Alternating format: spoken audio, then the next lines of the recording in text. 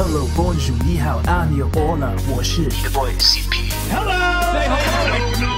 Get that garbage out of here! What's good everybody, this is CP and welcome back to my NBA Fantasy series. If this is your first time here, be sure to check out my entire fantasy playlist with the links below. Today I'll be deep diving into a few head-to-head categories, including blocks, rebounds, and steals. I will predict the top fantasy players in each category and highlight some players you might want to potentially trade for or pick up in the waiver wire during your season, especially if you feel like your current fantasy team needs to improve in these categories. So without further ado, let's get it. As I said in one of my last videos, blocks are quickly becoming a rare commodity in fantasy basketball. Only 15 players in the entire NBA got 100 blocks or more last season, and only 7 of those players averaged more than 1.5 blocks per game. Fantasy wise, what does this mean? Chances are all the elite shot blockers and most of the good ones have already been drafted in most of your leagues. So if you want to improve in blocks, you will either have to trade for them or deep dive into your waiver wire. If we take a look at the list of top shot blockers in the NBA last season, I anticipate the list to be more or less the same this year. But if I had to choose a top 3, I would go with Anthony Davis, Rudy Gobert, and Clint Capella this season. Meanwhile, players like KD, Dwight Howard, and Andre Drummond has a good chance at finishing in the top 5 as well. In my opinion, I think the biggest risers in 2018-19 includes Jared Allen, Jakob Poeltl, John Collins, and Hassan Whiteside.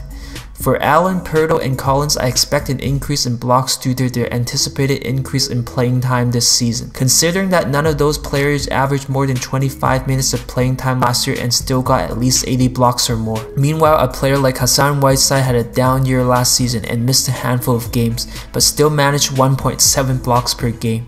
If Miami gives him the opportunity to play this year, he can have a huge bounce back year, and I could see him finishing as a top 5 or a top 10 shot blocker in the NBA in 2019.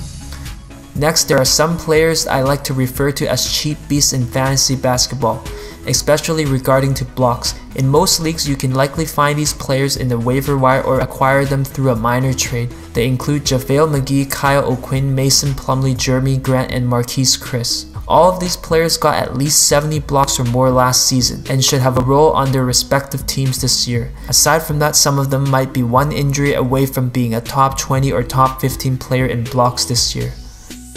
And finally, if you want guards and small forwards to help you out in blocks, some of the top ones you can go after includes Ben Simmons, Drew Holiday, and Andrew Wiggins. Meanwhile, less known players like Danny Green, Josh Richardson, Robert Covington, and Kyle Anderson are very decent guards and small forwards to pick up as well, as they can put up above average numbers in blocks for their position, considering that all of them had at least 60 blocks or more last season. Like block, steals is another rare commodity in fantasy basketball. As I said before, only 3 players in the NBA averaged more than 2 steals per game last year, and only 9 players averaged more than 1.7 steals.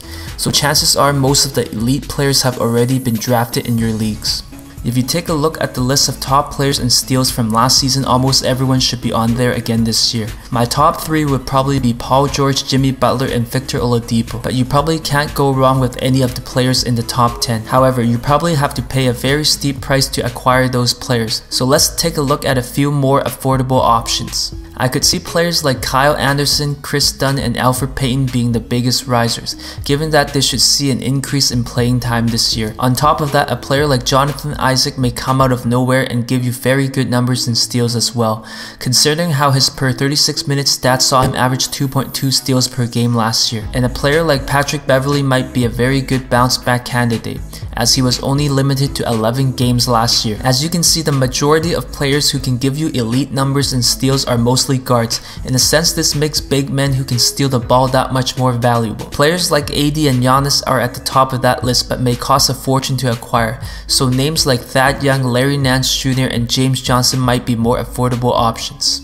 Centers who can provide you solid numbers and steals are even more rare, so players like Willie Cauley-Stein, Dwayne Dedmon, and Jakob Poeltl might be worth picking up, as they might be available for cheap in some of your leagues. Rebounding is another fantasy category that can be very hard to chase as the season goes on. There are only a handful of elite rebounders in the NBA and not many can be found in the waiver wire. Only 11 players averaged 10 or more rebounds per game last year, and Russell Westbrook was the only point guard who finished in the top 10 on that list. Overall, my top 3 picks for rebounders this season are Andre Drummond, DeAndre Jordan, and Karl Anthony Towns, with Anthony Davis being not far off at number 4. With LeBron no longer in Cleveland, I think a player like Kevin Love has a shot to get back into the top 10 as well. Meanwhile, players like Steven Adams and Yusuf Nurkic may average double digits in boards as well. If we deep dive into some less known names, Julius Randle and Domantas Sabonis are my top 2 picks for young up-and-coming players to set new career highs in rebounds. Meanwhile, names like Alex Len and Kyle O'Quinn might be able to provide you with decent value as well,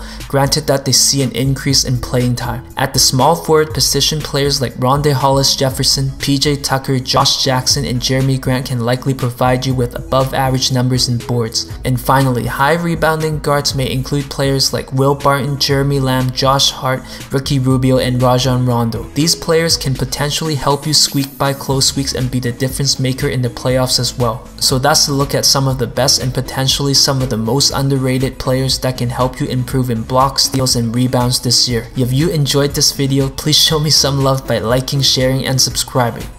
That's it for today, and I'll see everybody next time.